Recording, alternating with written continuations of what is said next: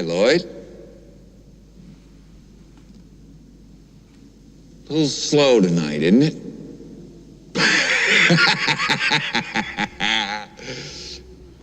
Yes, it is, Mr. Torrance. Say, Lloyd, it seems I'm temporarily late. How's my credit in this joint, anyway? Your credit's fine, Mr. Torrance. You were always the best of them.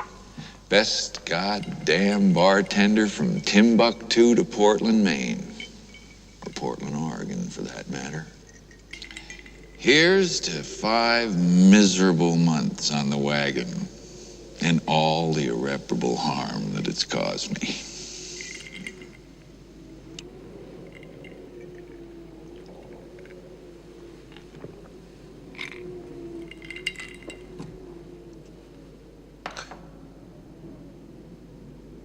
Immortal words of the late, great Benny Hill. Good evening, viewers. Good evening, all. Welcome to another episode of What's New with Stu, a movie review. And in this episode, we're going to look at Stanley Kubrick's 1980 classic horror film, The Shining. Is there something bad here? I think a lot of things happened right here in this particular hotel over the years. And not all of them was good. What about room 237? You're scared of room 237, ain't you? There ain't nothing in room 237. But you ain't got no business going in there anyway. So stay out. You understand? Stay out. The Shining is a 1980s psychological horror film produced and directed by Stanley Kubrick and co-written with novelist Diane Johnson. It is based on Stephen King's 1977 novel and stars Jack Nicholson, Shelley Duvall, Danny Lloyd, and Scatman Crothers. The film presents the descent into insanity of a recovering alcoholic and inspiring novelist who takes a job as a winter caretaker for a mountain resort hotel with his wife and clairvoyant son. Now, when The Shining premiered in 1980, I remember I was camping with my father and some friends upstate New York, and the trailer had been played quite a bit on TV, and just this creepy music with, I don't think, any dialogue, and you just saw all these images, and Jack Nicholson walking around with an axe, and we were like, wow, this is going to be good. And we were camping one weekend in 1980, and we saw the film in the movie theater. It's just funny how certain things stay with you, and I just remember being blown away by this film. I mean, it was scary, goose pimples all over your body when you're watching the movie, and it was just an incredible experience. And the film, of course, has become a classic horror film. I would think many might put it in the top 10 greatest horror films of all time.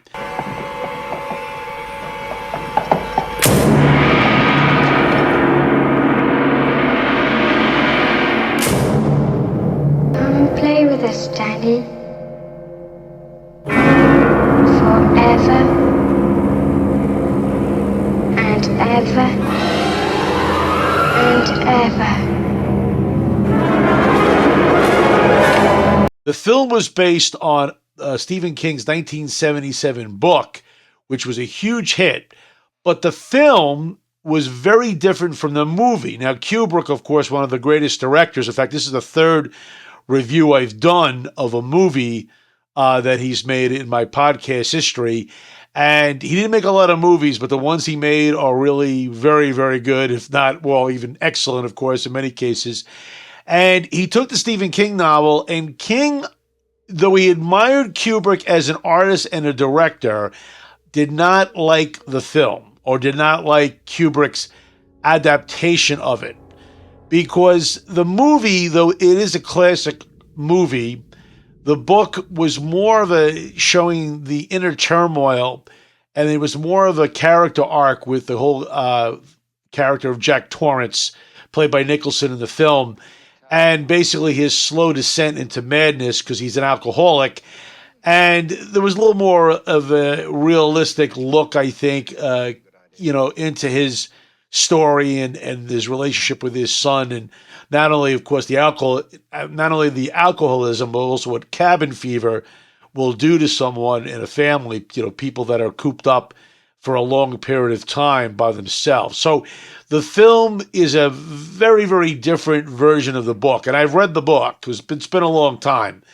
And of course, most movies are different than books. I mean, we know that historically speaking. And Kubrick went in a different direction, and the film and book are different. I mean, the same storyline, which of course basically is this Jack Torrance, who is going from job to job, needs to make some money. He wants to work on a book that he's writing, and he feels his opportunity as a caretaker of a hotel called the Overlook is a perfect opportunity for him and his family to spend some time, and he'll keep an eye on the hotel, be by himself, and he can focus on writing his book. But since he decided to do it in a different way, Kubrick had a vision, and he went with it, and it's become one of the classic horror films of all time, and mainly because of Jack Nicholson's performance. I mean, all of the performances are really good. Shelley Duvall, who supposedly was like almost tortured on the set. Kubrick's notorious for having a lot of takes, supposedly in many of his films. I believe there's a scene where she's walking down the stairs with a kitchen knife, and he did it in 57 takes because she wasn't upset enough. And when you're watching her, I think the crying's real. Supposedly Nicholson was very supportive of her, and she said that he was a rock for her to rely on through the whole process of making the film. The little boy who plays Danny, very, very, very good in this performance. I don't think I've ever seen him in another movie. And Scatman Crothers from Chico and the Man, not to mention some other films, is really good as Halloran, the chef. But it all comes down to Jack Nicholson.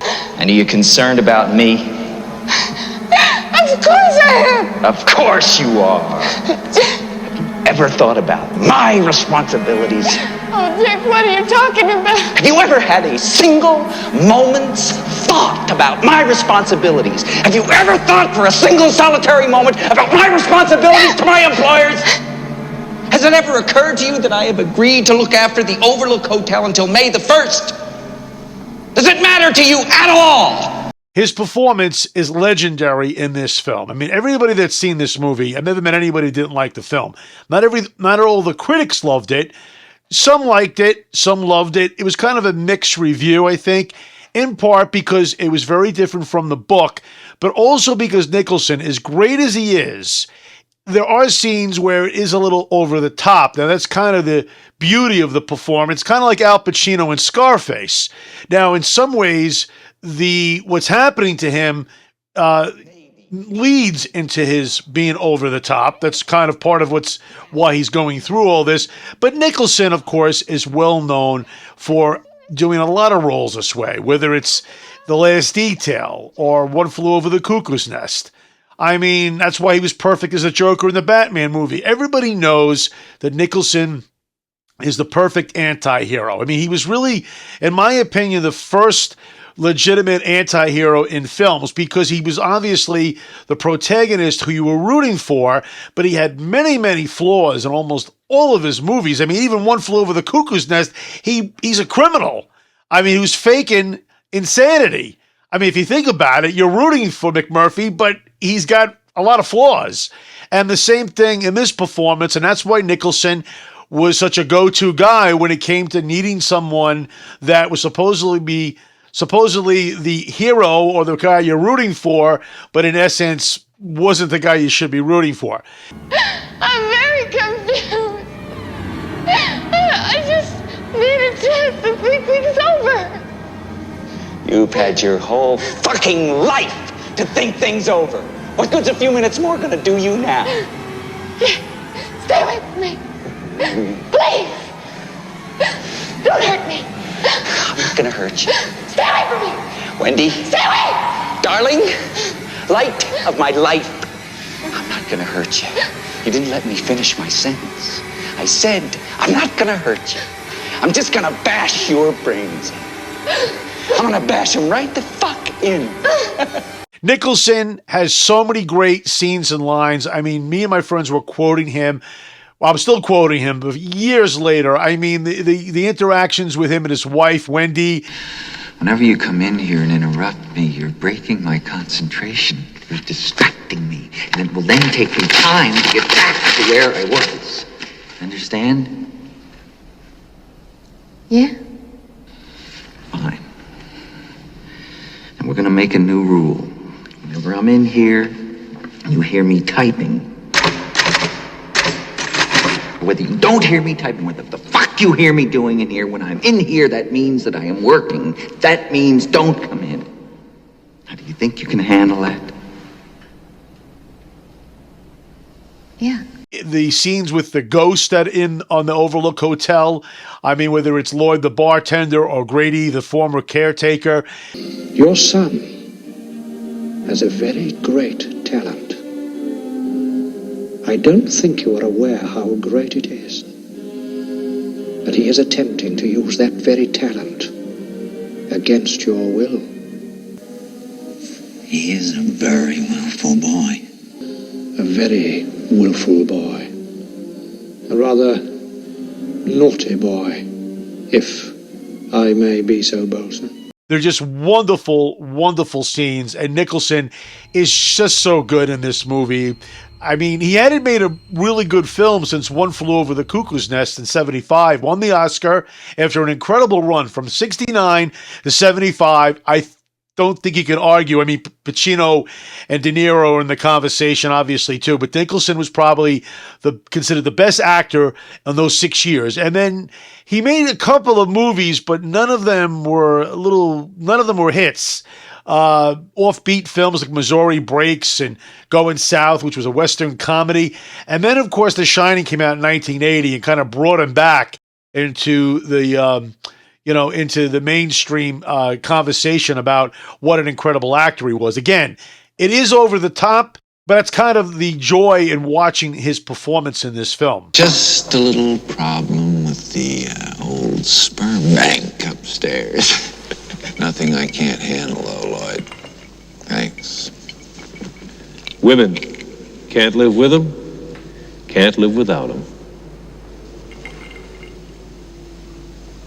Words of wisdom, Lloyd. Words of wisdom. Now, there's so many great scenes with Nicholson, and of course, the one scene, of course, where he ad-libbed one of the most famous lines in film history. It's in the AFI's Top 100 most memorable lines in the history of movies.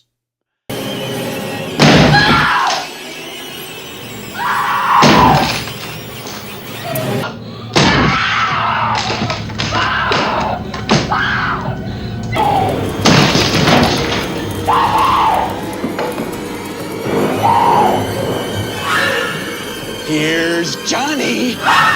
Nicholson supposedly made that up. Kubrick didn't tell him to do that. He just thought of The Tonight Show and just said, "Here's Johnny," and then the rest is history. It's just a great line, a great scene. That's why Nicholson, he's great. I mean, when you're ranking the greatest top actors of all time in the history of film, I would have no problem with someone putting him at number one. I mean, a lot of people say Brando and Olivier.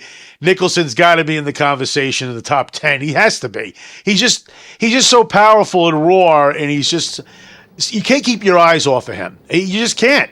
That's just the way he is, and he is he's an actor who's also a movie star. Okay, that's just the way it is with Jack Nicholson, and he's superb. Now, one of the other things about the film is, of course, the haunting music, especially the opening theme song, which shows Jack going for his job interview at the Overlook.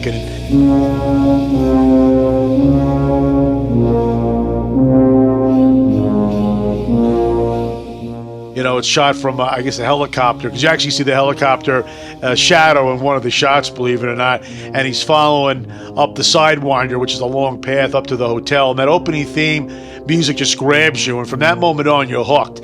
A lot of experimental type of music, I would say, similar to Planet of the Apes. You just have very weird, I think they used weird tools or devices to make different sounds. I'm not sure. I'm guessing on that because that's the way I interpreted a lot of the music and a lot of the sounds in the film.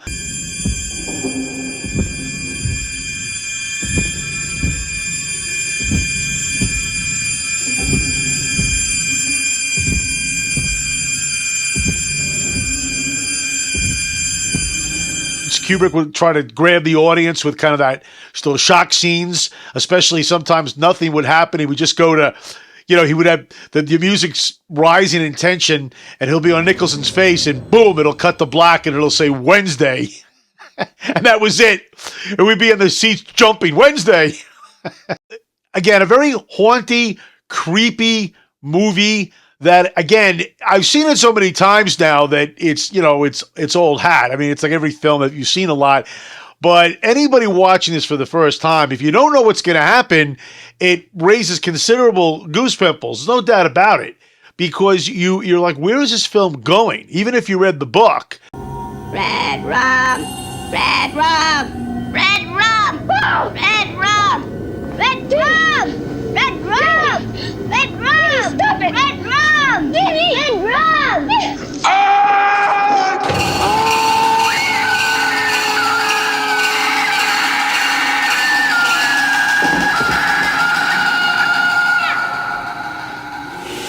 By the way, there was also a TV version made in 1997, which was much more respectable to the book and the way that progressed than Kubrick's film.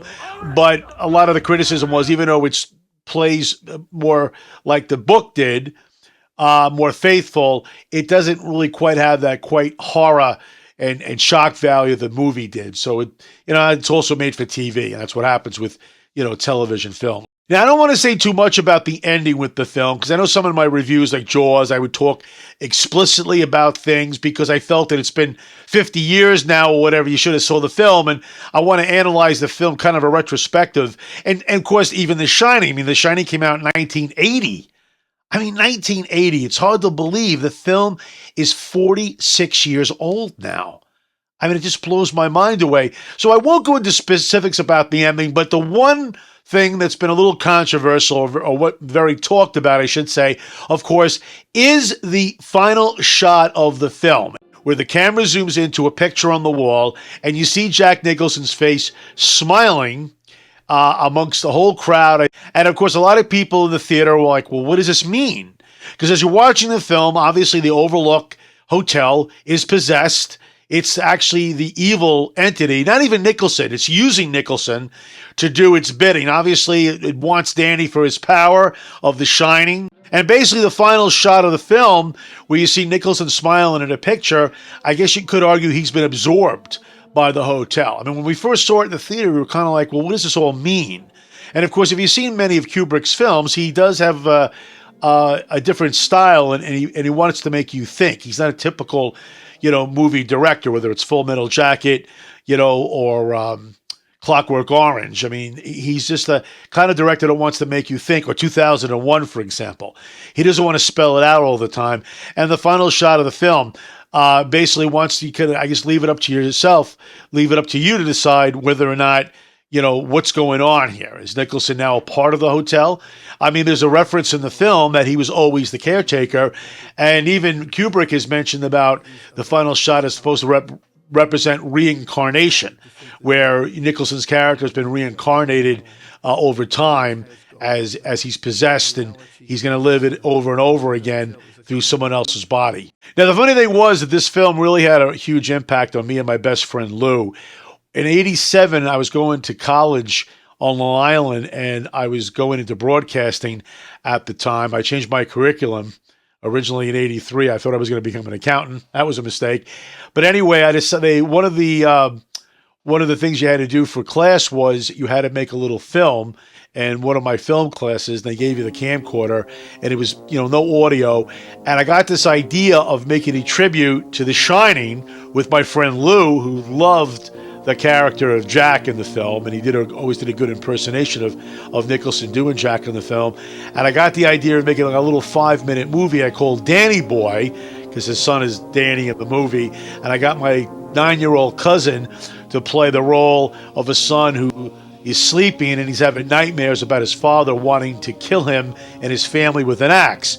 And so I made this little movie, and it was a lot of fun. And when my friend passed away in 2023, Lou, I was sending the little movie out to everybody to show what Lou had done. Because I think I don't know if a lot of people had seen the film, or if they did, they forgot about it.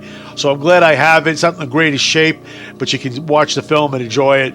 And I'm really glad I did that. In fact, one of the I remember one of the scenes I had to shoot was my friend Lou impersonating Nicholson with the limp carrying the axe. And we did it near an elementary school one morning before the school opened up. It must have been like 6 in the morning.